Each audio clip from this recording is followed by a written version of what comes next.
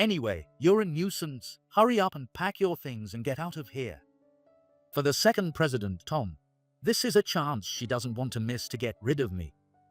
I understand her resentment since I supported her brother Nancy for the presidency. But a severance pay of $3, that's just insulting. Even I have pride in my long years of work. Pack up and leave, understood? I'll do just that. Returning to my desk, I decided to erase everything, including my existence, and leave the company. It was simple, but after years of loyalty, I hesitated. I knew exactly what would happen if I deleted all the customer data I managed. I operated my computer, erased all data, and silently left the company. My name is David Moore.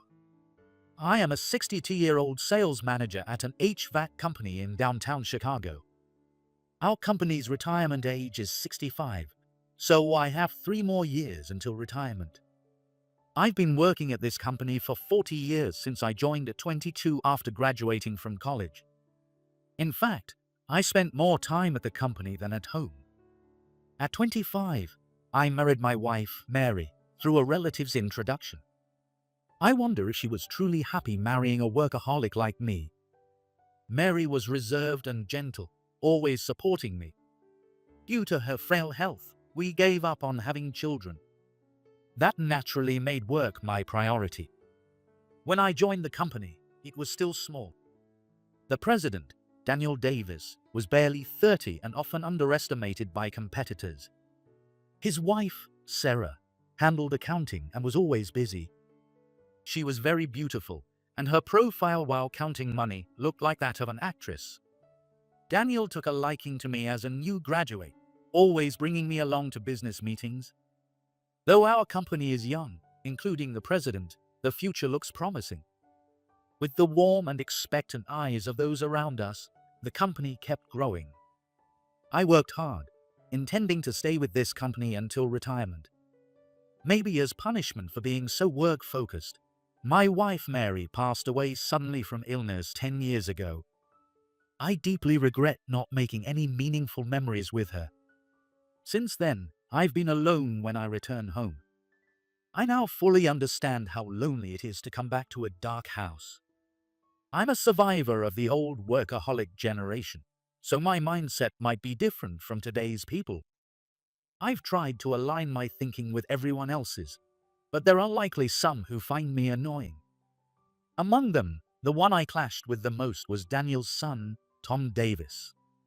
Tom and his twin sister Nancy both took on key roles in the company after graduating college. While I've always gotten along well with Nancy, Tom seems to have a hard time with me. Yet Daniel often looked out for Tom. Tom might come off as cold, but he's earnest at heart, David. Please help him become a competent person. Which one are you considering passing the company to in the future, Tom or Nancy? I'm thinking Tom, though my wife prefers Nancy. The fact that the couple had differing opinions was concerning, but it wasn't an easy decision to make. Time passed while these issues remained unresolved. I started to feel my age catching up with me. Maybe it's time to step back. Let me explain a bit about the twins, Nancy and Tom, who are Daniel's children. When I joined the company at 22, they were only 5 years old. Still in preschool, they were very attached to their mother, Sarah, who handled accounting and often ran around her. Sarah would apologize, saying, "I'm sorry, once they start elementary school, they'll calm down a bit." This company has always had a family-like atmosphere. It's actually more fun with them around. I replied. Whether he heard me or not, Tom scattered the papers on my desk. Sarah scolded him, "Hey," and pulled him out by the ear. I put on a bitter smile and returned the papers to their original state. At that time, we were still a small company with only 6 employees and no computers, so the children's mischief was within acceptable limits. To exaggerate a bit, it was like the employees were helping raise the twins. On the other hand, Nancy's intelligence stood out even from a young age. She loved watching me write documents and would silently stay by my side. By the time she was in early elementary school, she started asking questions. Why do you need to stamp this? Or does the date have to be today? From a young age, she was fascinated by the promises and customs of the adult world. I always thought that the intelligent Nancy would be the one to lead this company. I wonder how the twins feel about always being compared. They grew up constantly being measured against each other. Who walked first? Who learned to ride a bike first? Whose test scores were higher? Who ran faster at sports day? And so on. Tom, being somewhat clumsy, had many embarrassing moments he'd probably rather forget now. As they grew, the gap between the smart Nancy and the underperforming Tom widened. Nancy went on to the top high school in the state, and then to a famous national university in the city. But Tom could only get into a local private high school with low academic standards, and then a low-ranking local private university. During their 4 years of college, Nancy studied hard and worked part-time at our company during long breaks. Tom, however, spent his vacations backpacking around the world. After graduation, both joined our company, Tom in the accounting department and Nancy in sales. Daniel took a special interest in Tom, assigning the best mentors to help him. Nancy chose me as her mentor, and we began making sales calls together. Nancy quickly learned the job and executed tasks flawlessly, making it clear she was the only one fit to succeed Daniel. 2 years ago, when both twins were building their reputations, Daniel suddenly collapsed. She was rushed to the hospital, but 3 days later she passed away unexpectedly. The company was thrown into chaos. We had to decide on the new president immediately. Some thought Sarah should take the position. Others believed Tom, who Daniel had favored, was the right choice, while many felt Nancy's outstanding record made her the best candidate. As the oldest employee, others sought my opinion. David, what do you think? Is Tom the right choice? I think Nancy is the right person for the job. Sarah could become the chairperson, overseeing everything, which would keep the company running smoothly. I intended to keep this opinion private, but the employees spread it around. As a result, I became known as a supporter of Nancy. With Daniel gone, Sarah held the decision-making power. Sarah was deeply troubled. Rumors began that I disliked Tom, who had been with the company since its early days. This led to other employees feeling sympathy for Tom. Tom, being inefficient, was often seen as the unlucky son of the president who couldn't catch a break. As the years passed, I became a nuisance to newer employees and those who had been scouted later. My perceived support for Nancy caused her faction to dwindle. Finally, Sarah made a decision. Tom will become the president. Nancy will be the executive director, and I will assume the role of chairperson. Though Tom is still inexperienced, please support him. As Sarah kindly asked, Tom stood with his hands on his hips, displaying an arrogant attitude. Despite being informed beforehand, Nancy couldn't hide her frustration. If I hadn't openly supported Nancy, perhaps a more rational decision would have been made, and employees would have followed her. Thinking about this, I felt sorry for Nancy. However, since the decision was made, I resolved to work hard, supporting Tom. But Tom, aware of my support for Nancy, clearly held a grudge. He began treating me coldly and often ignored me. One day, a significant incident occurred. There was suspicion of inflated expenses on a receipt submitted by a sales department member.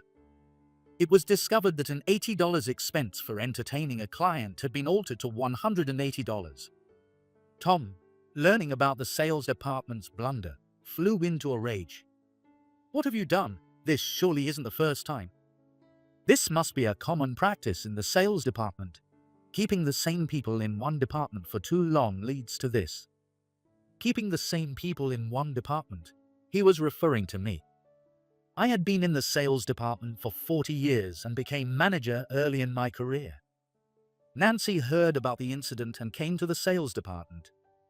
David, what's going on? Has this happened before? Executive Director, I apologize for the trouble. I want to believe this is the first time. The employee responsible had been with the company for 5 years and was starting to take on more responsibility. This was the first time he led an entertainment event and submitted an inflated receipt. But no one could confidently say this was the first instance of such fraud. A stern voice came from the accounting department. If a 5-year employee did this, they must have been influenced by a senior. The sales department must be entirely corrupt, passing down these practices. This accounting employee was also a supporter of Tom. Knowing Tom's disdain for me, he might have been trying to earn points. Neither Nancy nor I had the evidence to counter this claim. Eventually, the sales department employee who had been called to the president's office came back, looking dejected. When I asked, "How did it go?" he looked like he was about to cry. "Manager, I'm so sorry. This was the first time I acted on an impulse. But they kept insisting that you put me up to it. I repeatedly said it was my responsibility, but they wouldn't listen." I looked at him intently. "I'll believe this was the first time, but it's still unacceptable. Since you've committed fraud, be prepared for the consequences." "I understand. Thank you for everything." I wondered what Tom planned to do with me. With a heavy heart, I headed to the president's office. Nancy followed, saying, "I'm coming with you."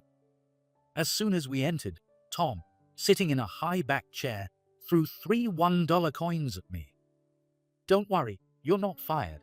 I'm allowing you early retirement. That's your severance pay." "Tom, what are you thinking? David worked for this company for years, and you're giving him only $3. "Shut up. I'm the president, you, the executive director. Keep quiet." A sibling argument was about to break out, so I quickly intervened.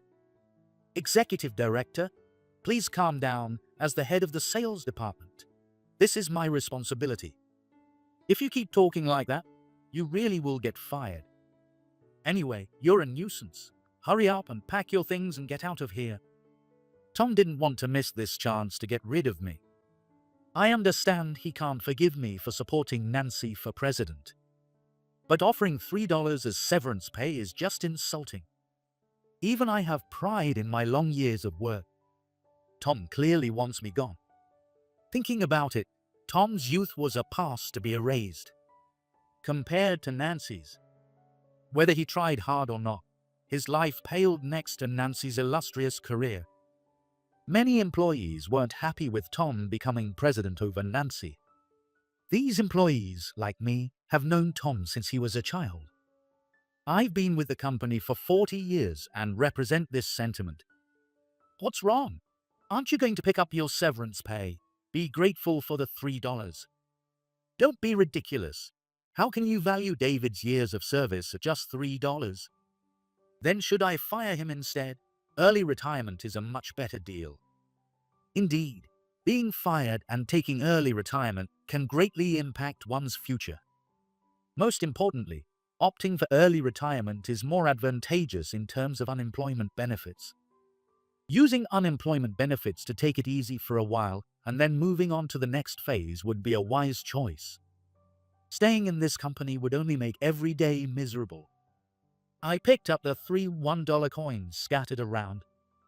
With determination, I took a step closer to Tom. "Pack up and leave, understood?" "Wait, David. This nonsense can't be allowed." "It's fine, Nancy. I've accepted it." Seeing me back down so easily, Tom looked puzzled. "All right, the employee who committed fraud is obviously fired, but you also take responsibility by opting for early retirement." I said goodbye and left the president's office, with Nancy hurriedly following me.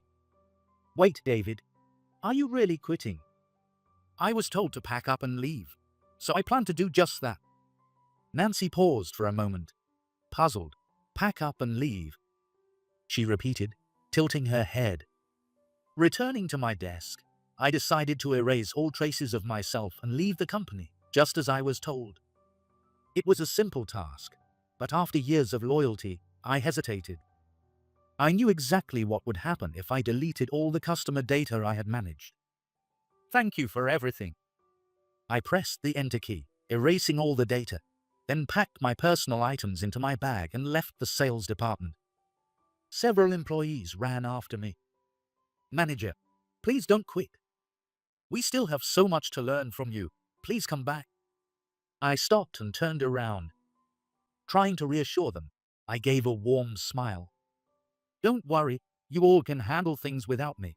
But be prepared for some tough times ahead. Just hang in there." The employees stared at me, bewildered, and nodded hesitantly. I kept my smile, patting two of them on the shoulder. "I'm going to say goodbye to the chairperson now. This is where we part ways." Leaving them behind, I walked into the conference room. I explained everything in detail to Sarah, expressed my gratitude for all the years, and left the room. Outside, the sky was a beautiful blue. I whispered to my wife Mary, who I believed was somewhere beyond that sky. "Thinking back, I left you feeling lonely for a long time. I'm sorry." At that moment, a gust of wind blew, rustling the hem of my coat. It felt like Mary was responding, and I smiled faintly. I didn't expect to have free time this early in the day. As a salesperson, I often ran from town to town during the day, but it was always work-related, with the tension and concern of not causing trouble for the company. Today, what should I do next? I decided to enjoy a day without any work for the first time in a while. Since I had nothing specific in mind, I decided to start by finding something I wanted to do. The city had fully transitioned from autumn to winter.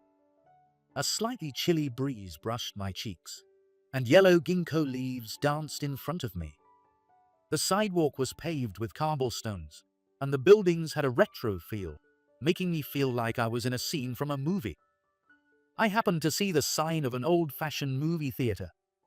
I remembered how they used to paint iconic scenes on signs as I approached the ticket booth.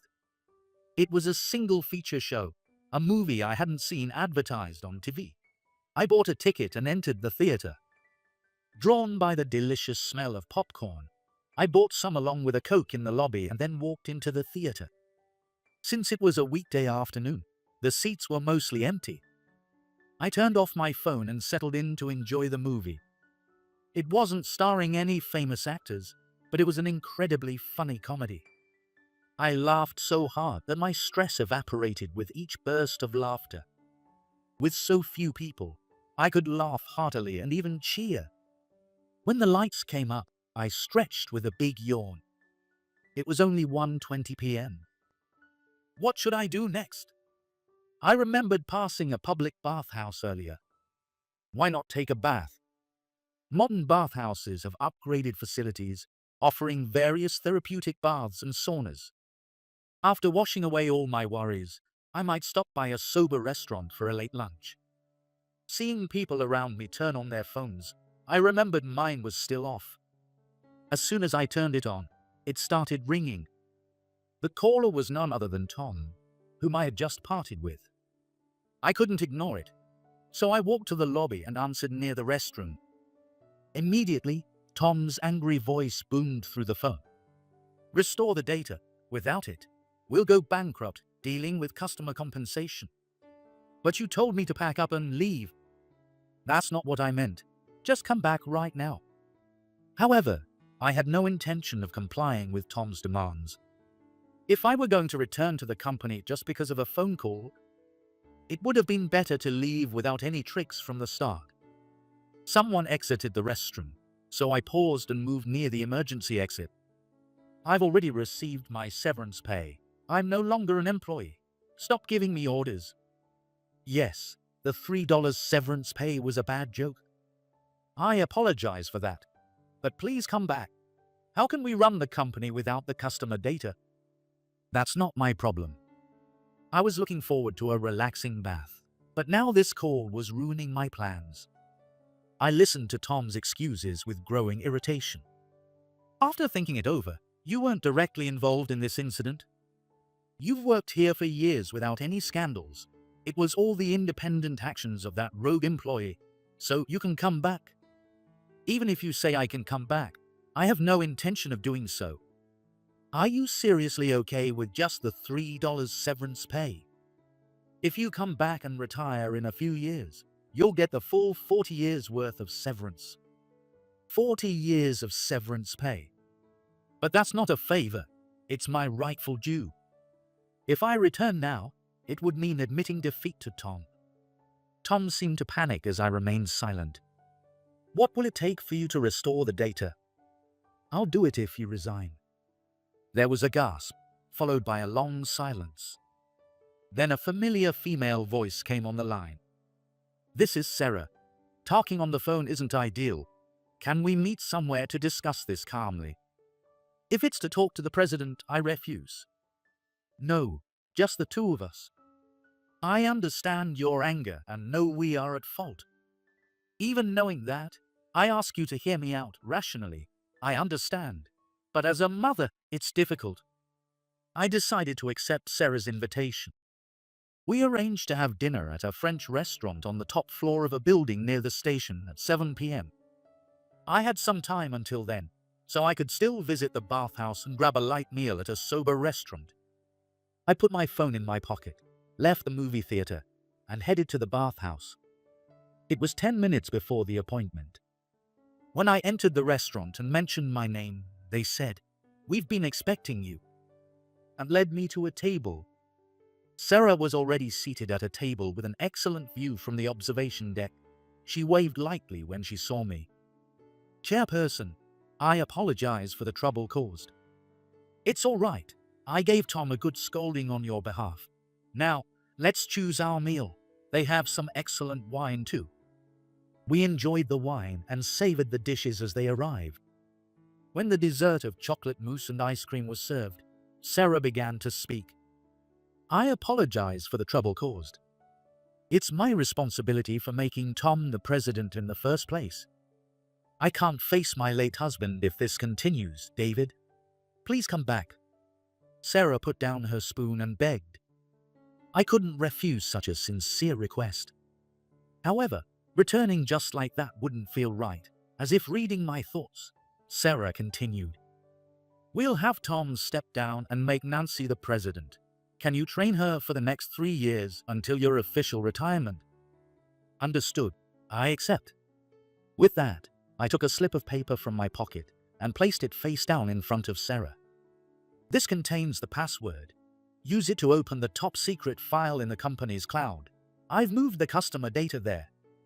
Sarah said, "Thank you, Agin," and took the slip of paper. She turned it over and stared at it for a moment, then smiled. "It's an anagram of my husband's name, very much like you."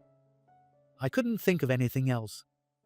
The romanized spelling of Daniel is Tosuk. Rearranging these letters into a meaningless word is an anagram. Sarah immediately recognized it as her husband's name. They had walked side by side for many years as a couple. I smiled to hide my embarrassment and scratched my head. The next morning, I went to work as usual. Everyone knew about the previous day's commotion, so many employees welcomed me with a mix of surprise and joy. My return signaled that some resolution had been reached. At the morning assembly, Sarah addressed the employees. "It's sudden, but starting today, Nancy Davis will be working with you all as president.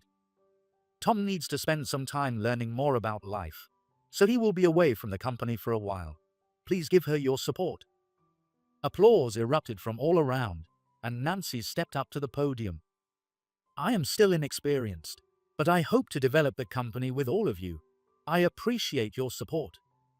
Everyone gave a round of applause, welcoming Nancy. Thus, the series of upheavals came to an end, and our daily routine returned. As for what happened to Tom after being dismissed as president, Tom's wife left him, taking their 2 young children. The reason wasn't his dismissal but his infidelity. Tom had been frequenting nightclubs and became close with a woman working there, betraying his wife and children. He thought no one knew, but the woman visited his wife and revealed everything. She had been told by Tom that he would leave his family and make her the president's wife.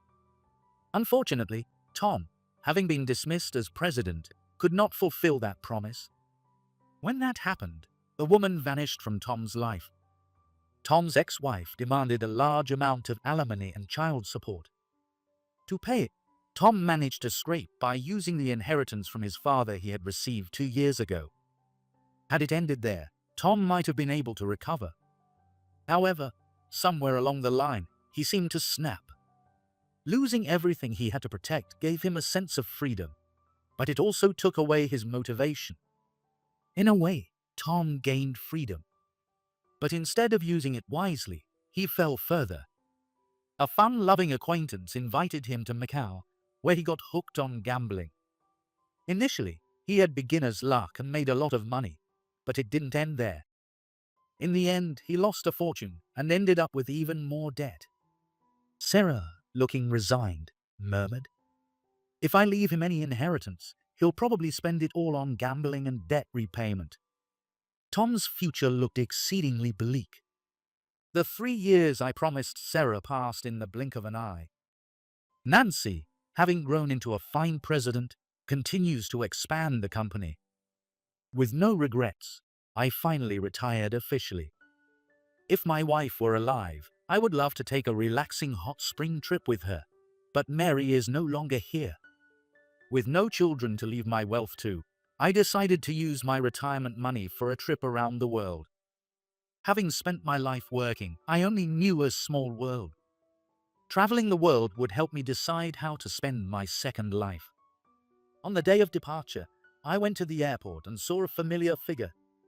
Sarah was there, carrying a Boston bag just like mine, waving at me. "Sarah, are you traveling too?" "Yes, with Nancy handling the company so well. I thought it was time. I've always wanted to travel to Scandinavia." "Scandinavia? That sounds great. Maybe we'll run into each other during our travels."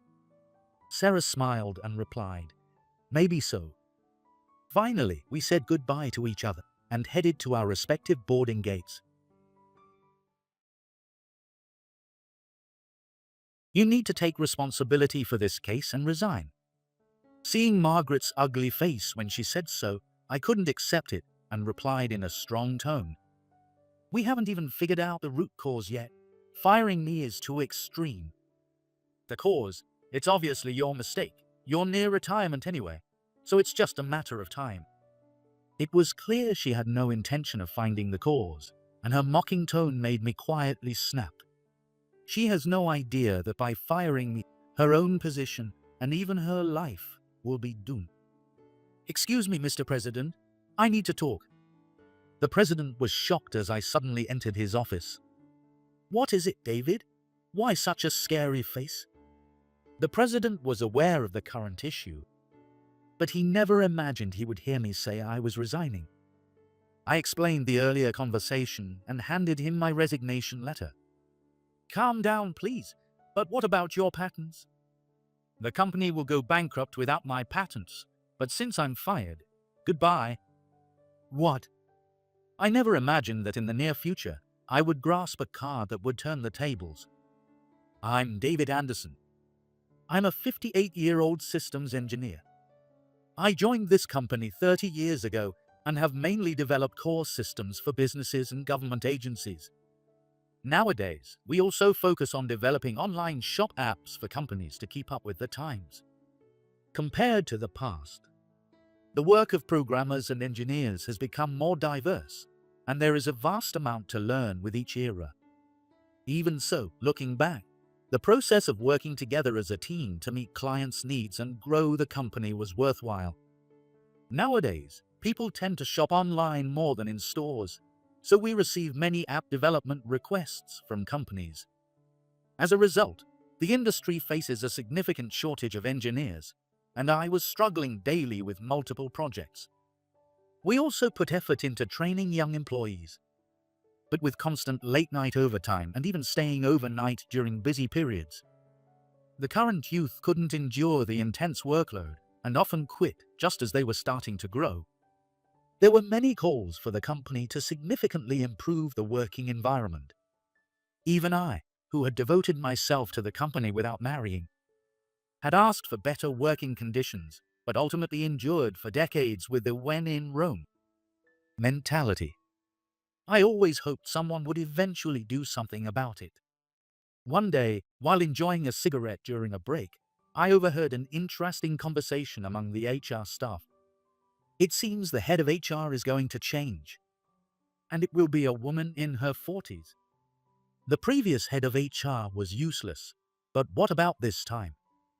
I hoped they would increase the sales and development budgets, hire talented engineers, and allocate them to my department. But from the conversation I overheard, I had to give up that hope. A month after hearing the unsettling rumors, I was still busy and had forgotten about them. One day, while reviewing this month's budget, I was shocked to see it had been cut by more than 30%. With such a reduced labor budget, we couldn't possibly meet the project deadlines without working unpaid overtime. Recognizing the gravity of the situation, I kept the information to a minimum and headed to HR to discuss the budget. As I was thinking in the elevator, I remembered the new HR head I had heard about in the smoking area. The thought of meeting them made me feel gloomy. When I arrived at HR, it was noisy. Someone from another department was arguing with a woman who seemed to be the HR head. As I approached, the angry man from another division stormed past me, clearly upset. From the conversation and atmosphere, I guessed their budget had also been significantly cut. "Excuse me, I'm David from development, and I need to talk to the HR head." I tried to be as polite as possible to avoid conflict. "Did you make an appointment? I'm busy." Her tone was dismissive, but I couldn't back down easily. "I'm sorry to bother you suddenly. I'm David from the development department, and I have some questions about this month's budget." Margaret, the head of HR, widened